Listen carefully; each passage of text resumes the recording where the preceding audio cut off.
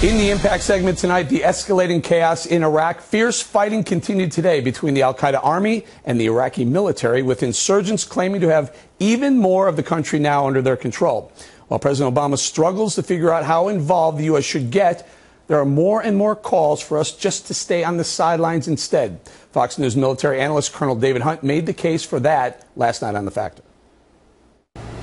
I let it burn. Iraq is just about to fall completely. I got no problem killing ISIS. You do not get in the middle of a Shia-Sunni war again. All right, I got that. Period. You don't do it. I have no problem killing ISIS. Let this thing settle. Do not look. How about we lose a couple of special forces guys? We get a plane shot down. We're up to our eyeballs again. No. Well, I think the Colonel makes a very good point. Joining us now from Washington with another point of view, Captain Chuck Nash, who served more than 25 years as a naval aviator. Thank you, Captain, for serving this country. Let me start with asking you the question that everyone wants to know.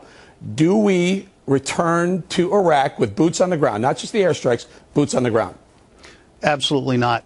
For that to happen, the president would have to have the confidence of the American people. His polls are the lowest ever, and the enemies would have to fear that we would actually go in and be wanting to do that and stick it out to win. And right now, U.S. credibility abroad is at a low ebb as well. So I just don't think there's a credible aspect of that, let alone all of the military reasons why it would be difficult to do so right now.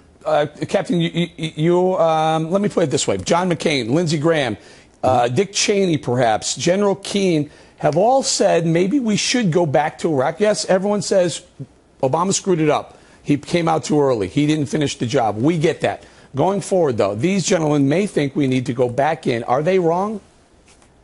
I have to respectfully disagree with their position, yes. I don't think us going back into Iraq right now, given the unstable situation and the muddled situation, you've got these ISIS guys, really they are the catalyst for what we should be viewing as a Sunni tribal rebellion against the central government in Baghdad. You've got 15 tribal fighters, Sunni tribal fighters, probably for every single ISIS guy that's there. Now, the ISIS guys have a lot of money to throw around. They're paying these guys $400 a month. The United States was doing that. We were paying the Sunni tribes until Maliki pocketed the money himself. Right.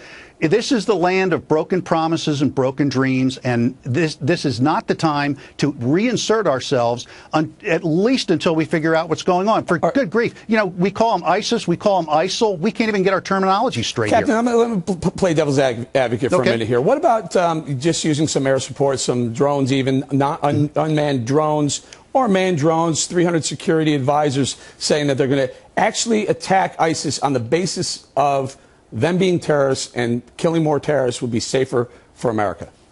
None of these guys are in uniforms. You've got the Sunni tribal folks out there, and you've got the ISIS guys. Now, some might say, who cares if they're all fighting? Okay, so they're all fighting a government that disaffected the Sunnis. The Sunnis are essentially, if you look at this, they're the party who have been shoved out, been kept out of the government because of an Iran-leaning Maliki government. So, therefore, if they're the disaffected party, what are we supposed to do now? Go bomb them? Well, I don't know. I agree with you, but so you're saying don't bomb them, don't use drones, don't send the 300 security advisors. President Obama is wrong for doing that.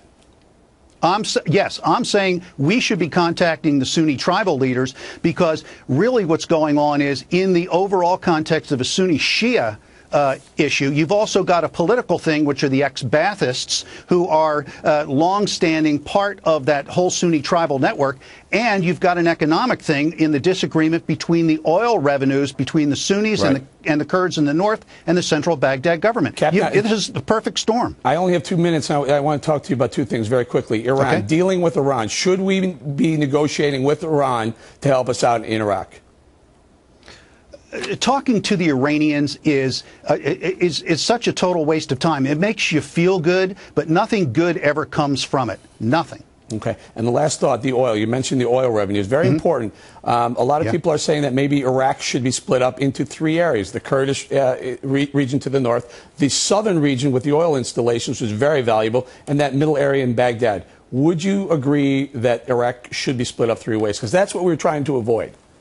it may come to that. You know, this goes back after World War I and the Sykes-Picot Agreement, where the Brits and the French carved up the Middle East and Southwest Asia. It may go back to the original way that it was before they did that. But the oil in the north, the oil in the south, to break up this country assumes that the Sunni, after they've consolidated their territorial gains, they now have a negotiating position with the central government in Baghdad that actually, I think, argues for a case to hold Iraq together, because now the Sunni truly have a bargaining chip, which is, if you don't, then we're going to break up the country. And how would we hold the, therein lies the problem. And yes, guess what? Yes, holding an Iraq together would be the best for at least for the oil importing nations, since Iraq exports about 3 million barrels of oil a day. But how do you do that? We only have about 20 seconds. How would you do that?